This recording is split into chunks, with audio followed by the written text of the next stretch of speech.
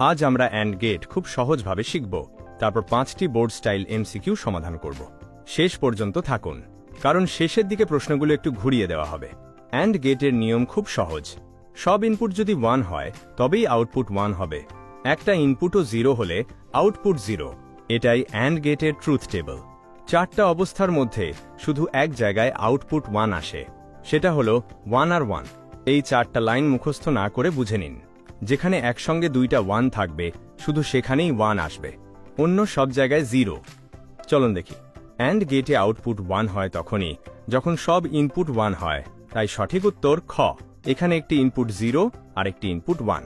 And গেটে একটি 0 থাকলেই আউটপুট 0, তাই সঠিক উত্তর ক, অর্থাৎ 0। দুইটি ইনপুটই 1। অ্যান্ড গেটের নিয়ম অনুযায়ী তখন আউটপুট 1, তাই সঠিক উত্তর খ। এখানে একটি ইনপুট 1, অন্যটি 0। অ্যান্ড গেটে 0 থাকলে আউটপুট 0, তাই সঠিক উত্তর ক। এখন ট্রুথ টেবল মনে করুন।